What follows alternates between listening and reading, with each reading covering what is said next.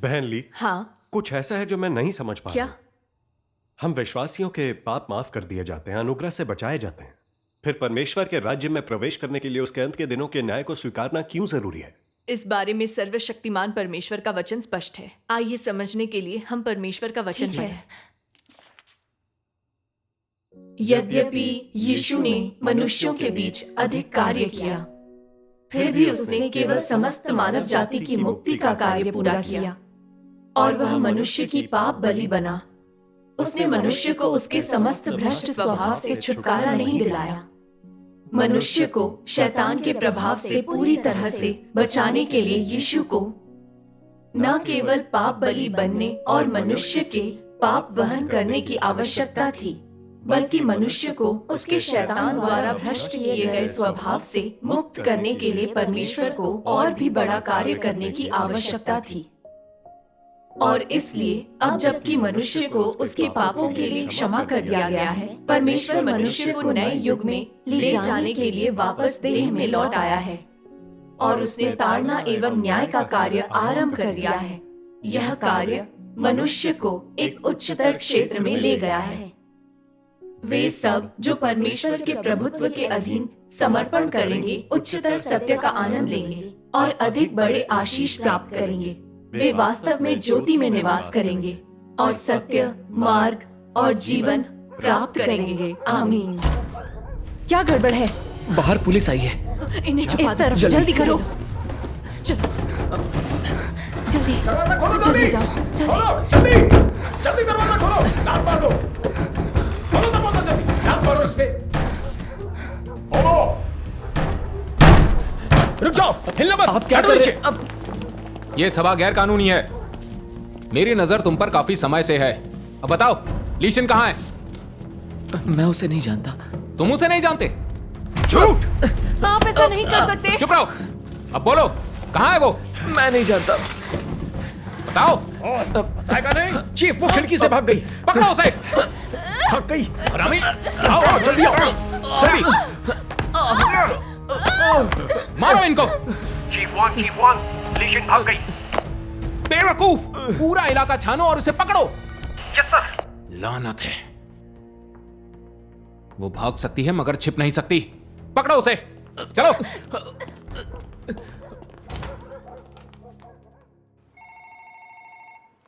याफ्तिंग, हाँ इस पर आपके दस्तखत चाहिए। ठीक। धन्यवाद। चेन याओटिंग, जी सर। ये चीफ वांग है नेशनल सिक्योरिटी से। ये आपसे कुछ सवाल पूछना चाहते हैं। अच्छा। चीफ वांग, सुनो चेन याओटिंग, तुम्हारी पत्नी ली शिन सुसमाचार का प्रचार करती है। क्या तुम इसके बारे में जानते हो? वो इस वक्त कहाँ है? क्या उसने तुमसे बात की है? चीफ वांग, परमेश्वर में विश्वास करके उसने कोई गैरकानूनी काम नहीं किया, फिर उसकी तलाश क्यों? देखो चेन याओटिंग, पार्टी के सदस्य हो इसलिए तुम्हें नीतियों के बारे में पता होना चाहिए। ये तो तुम जानते हो ना कि कम्युनिस्ट पार्टी परमेश्वर में विश्वास पर रोक लगाती है। हम एक लंबे अरसे से लीशन पर नजर रखे हुए हैं। वो सर्वशक्तिमान परमेश्वर की कलीसिया में एक अगुआ है और वो एक भगोड़ी है। तुम्हारी पत्नी को खोजने और उसकी गलती मनवाने में हमें तुम्हारी मदद चाहिए होगी। अगर हमने उसे पकड़ लिया तो उसे भारी पड़ेगा। मैं समझ नहीं पा रहा, आस्था किसी को अपराधी कैसे बना सकती है? तुम अपनी पत्नी की आस्था के बड़े रखवाले लगते हो। कहीं तुम भी उनमें से एक तो नहीं? बिल्कुल नहीं। देखिए चीफ वांग, चेन याओटिंग ने यहाँ करीब 20 साल काम किया है। ये हमेशा जिम्मेदार रहे हैं, कभी कोई मुश्किल पैदा नहीं की। इनका कोई धार्मिक विश्वास नहीं है, हमें पूरा यकीन है। न हो तो ही अच्छा है। तुम्हें अपनी पत्नी को ढूंढने में सरकार की मदद करनी चाहिए। अगर वो परमेश्वर में अपनी आस्था के बारे में हमें सच बता दे, अपनी आस्था छोड़ने के बारे में एक पत्र पर दस्तखत कर दे, तो हम सब भूलने को तैयार हैं। मुझे सच में नहीं मालूम कि वो कहाँ है। इसके अलावा मेरी पत्नी जीवन में अपना रास्ता खुद चुनने के लिए आजाद है। मैं इसमें दखल नहीं दे सकता। लगता है तुम हमारा साथ नहीं दोगे। अगर तुम अपनी पत्नी की आस्था में दखल नहीं दोगे तो हम तुम्हारे काम में दखल देंगे। विश्वासियों के परिवार के सदस्यों को लेकर हमारी नीतियां सरकार को इजाजत देती हैं कि वो उन्हें बर्खास्त कर दे और उनकी संपत्ति हथिया ले। और उनके बच्चों को स्कूलों और सरकारी दफ्तरों से दूर कर दे, तो अपना अगला कदम होशियारी से उठाना।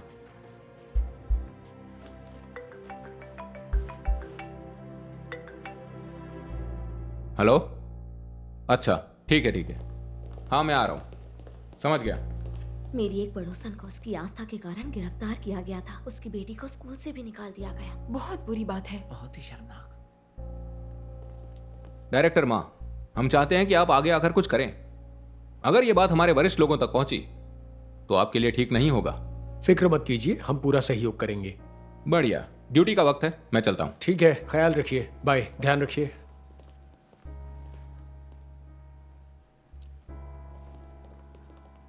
यावतिंग, आप अपनी पत्नी को आस्था नहीं रखने दे सकते। अगर रखने देंगे तो आपकी नौकरी जाएगी। सही है। आपके बेटे ने अभी सिविल सर्विस परीक्षा पास की है। उसके भविष्य के बारे में तो सोचिए। डायरेक्टर, एक मिनट। याओतिंग, आपको अपनी पत्नी को समझाना होगा कि वो अपनी गलती स्वीकार कर ले। अगर आप नहीं करेंगे तो आपको नौकरी छोड़नी पड़ेगी। यह राष्ट्रीय नीति है। आपको बचाने के लिए मैं कुछ नहीं कर सकता। Director please. सर।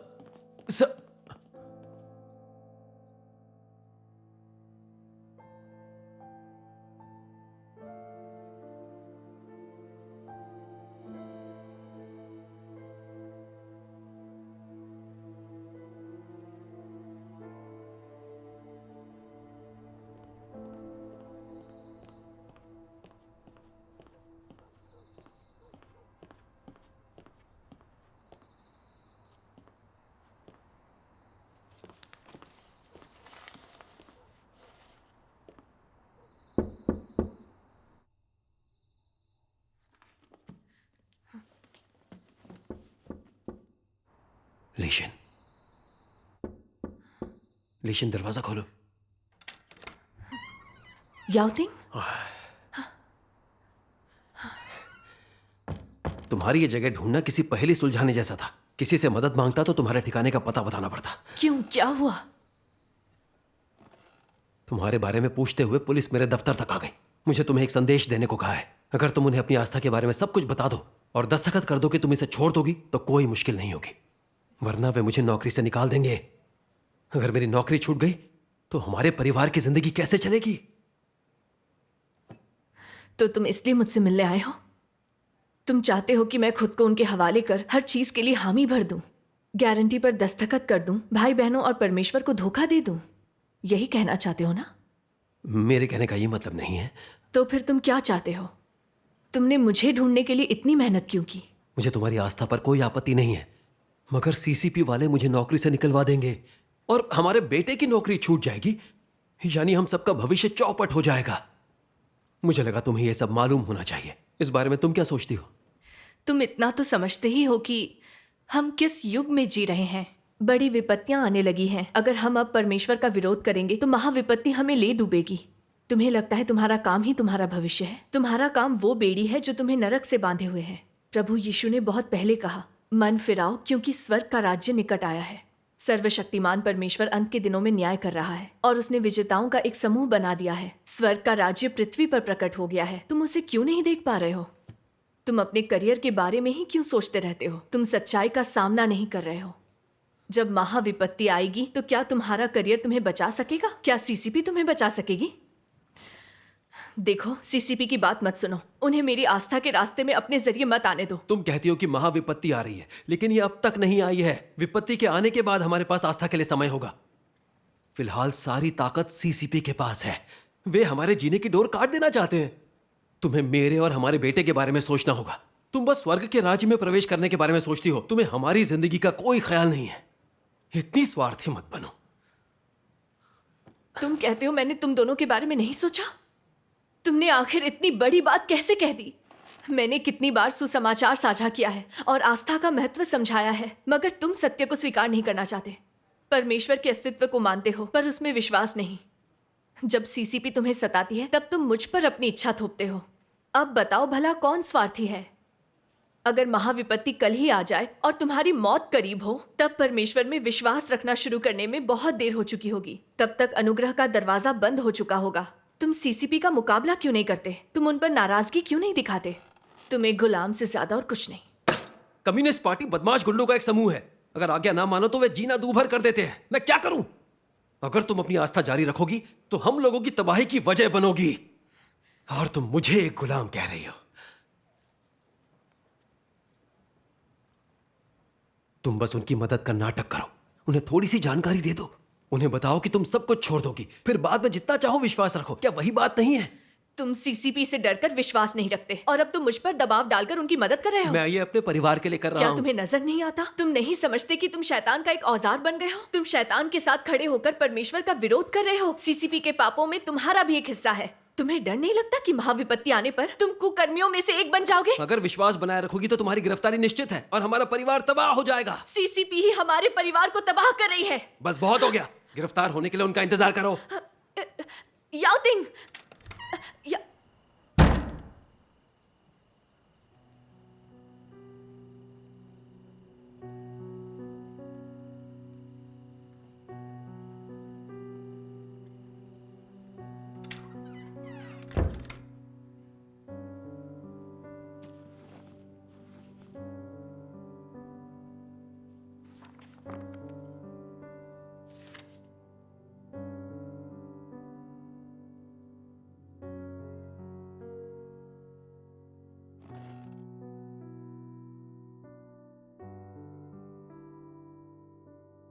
जिन विजेताओं का उल्लेख परमेश्वर करता है वे गवाही देने में परमेश्वर के प्रति विश्वास और भक्ति रखने में सक्षम होते हैं। जब वे शैतान के प्रभाव और उसकी घेरेबंदी में होते हैं, अर्थात जब वे स्वयं को अंधकार की शक्तियों के बीच पाते हैं।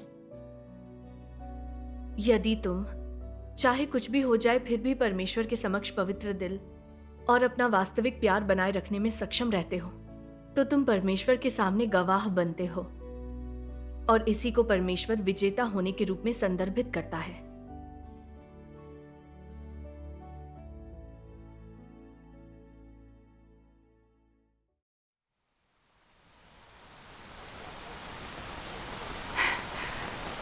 रुई की फिक्र मत करो, मुझे यकीन है हम तुम्हारी माँ को मना लेंगे। मैं जानता हूँ नानी।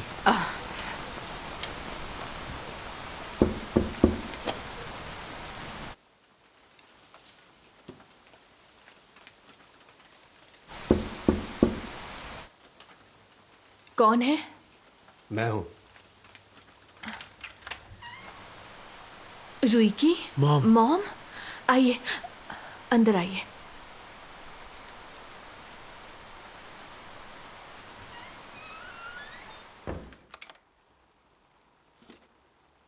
रुई की, तुम इतने व्यस्त रहते हो, तुम वापस क्यों आ गए? मॉम, 2 दिन पहले पुलिस मेरे दफ्तर आई थी। उन्होंने मुझे 1 हफ्ते का समय दिया है कि मैं तुम्हें विश्वास ना रखने की गारंटी पर दस्तखत के लिए तैयार करूं, वरना वो मुझे नौकरी से निकाल देंगे। तुम्हारा लाचार बेटा इन सब के कारण इतनी दूर आया, उसे इसको लेकर फिक्र हो रही है। वो तुम्हारे छोटे भाई और उसकी बीवी से भी मिले, कहा अगर तुमने दस्तखत नहीं किए तो उन्हें स्कूल से निकाल देंगे, उनकी टीचर की नौकरी चली जाएगी। मॉम, उनके कागज पर दस्तखत कर दो। रुई की, क्या तुम्हें पता है मेरे दस्तखत करने का क्या नतीजा होगा? मैं परमेश्वर को नकार कर उसे धोखा दूंगी। इसके पीछे शैतान का ठीक यही लक्ष्य है। यकीनन तुम समझ सकते हो। हाँ रुई की, तुमने परमेश्वर का वचन पढ़ा है, इंसान को उसने ही बनाया है। हमारा परमेश्वर में विश्वास रखना सही है, लेकिन सीसीपी हमें सही मार्ग अपनाने से रोकती है। वो चाहती है कि हम उसके पीछे पीछे तबाही के रास्ते पर चलें। सीसीपी परमेश्वर के विश्वासियों को तबाह कर देना चाहती है। वो परमेश्वर का विरोध करने वाली एक राक्षसी है। मैं परमेश्वर को धोखा दूं इसलिए सीसीपी तुम्हारी नौकरी का इस्तेमाल कर रही है। वो शैतान की एक चाल है। रुई की, तुम अब बड़े हो चुके हो, तुम्हें शैतान की चाल को समझना होगा। ध्यान देना कि बेवकूफ न बनो। मॉम, मुझे ये सब पहले से मालूम है, लेकिन मेरे पास कोई विकल्प नहीं है। एक सिविल सर्वेंट बनना कोई आसान काम नहीं था। अगर तुम अपनी आस्था पर अडिग रहोगी तो मेरी नौकरी चली जाएगी।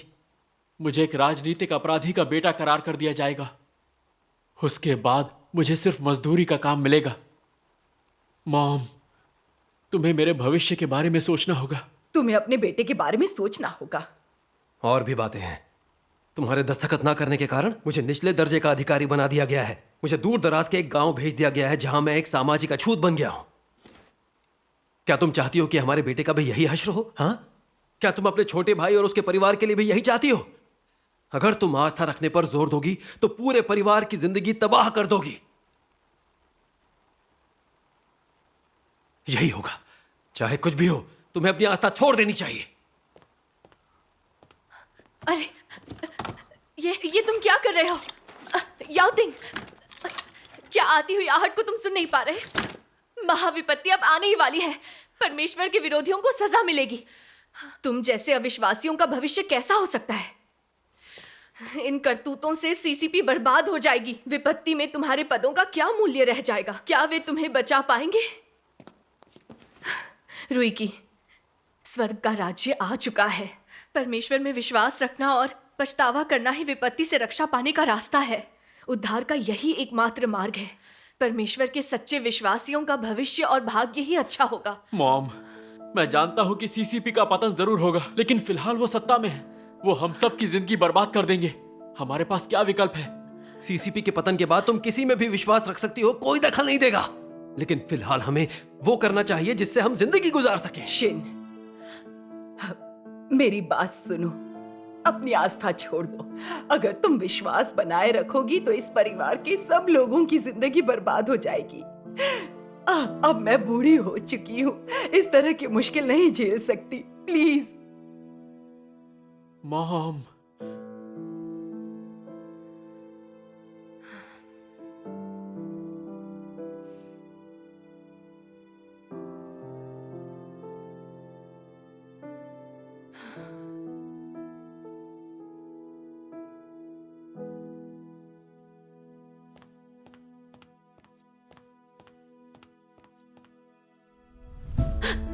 रुईकी, तुम ये क्या कर रहे हो? मॉम, उठो। मॉम, मैं तुमसे भीख मांगता हूँ, ये सब बंद करो। रुईकी, खड़े हो जाओ। मॉम, मैं तुमसे भीख मांगता हूँ। शिन, क्या तुम चाहती हो कि मैं भी घुटने टेक दूं? मोहम, तुम्हें नहीं लगता कि तुम मुझे मजबूर कर रहे हो? रुईकी, घुटने टेकना बंद करो, खड़े हो जाओ। तुम मेरे सामने घुटने क्यों टेकते हो? तुम्हें लगता है ये बर्ताव सही है? तुम मुझे मजबूर कर रहे हो रुईकी। तुम्हारी नौकरी बचाने के लिए मैं परमेश्वर को छोड़ दूं? पता है इससे मेरा दिल किस तरह टूट रहा है। मैंने कितनी बार कोशिश की कि तुम परमेश्वर में विश्वास रखो, ये जानकर भी कि परमेश्वर वापस लौट आया है, तुम उसे नहीं स्वीकारते। मेरी आस्था के लिए तुम मुझे सता रहे हो। तुम जानते ही नहीं ये सब क्या है। चुप करो लीशन। अगर तुम विश्वास रखने पर जोर दोगी तो हमें तुमसे रिश्ता तोड़ना पड़ेगा। अब से तुम तुम्हारे रास्ते, हम अपने रास्ते।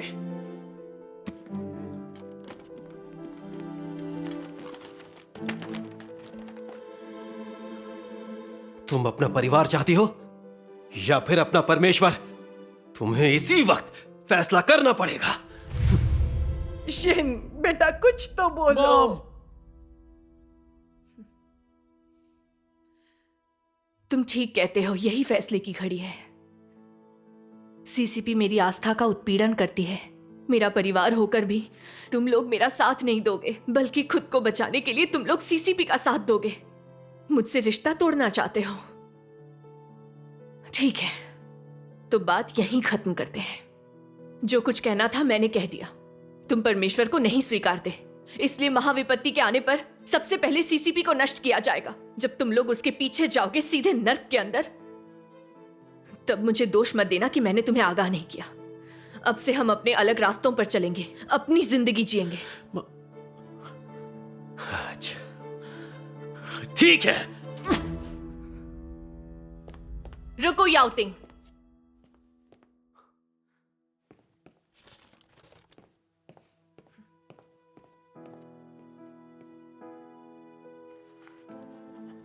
मॉम, शिन,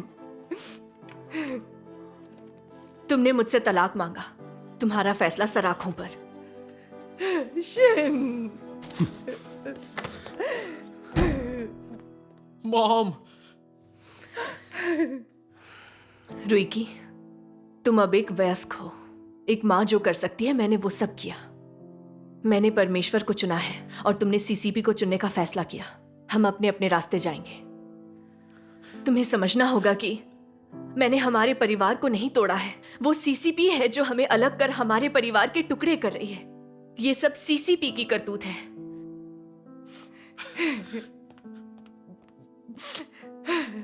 समझ नहीं आता कि तुम इतनी जिद्दी कैसे हो सकती हो। यह नामुराद कम्युनिस्ट पार्टी है, एक खुशहाल परिवार इस तरह बर्बाद हो गया।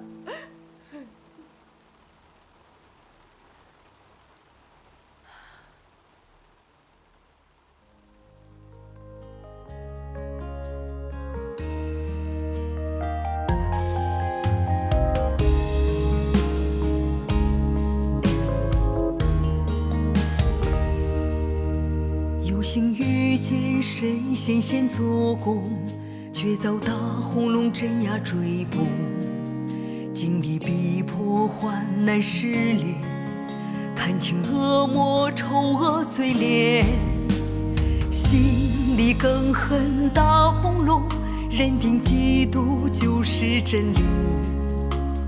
不管有多少试探，我誓死跟随基督。走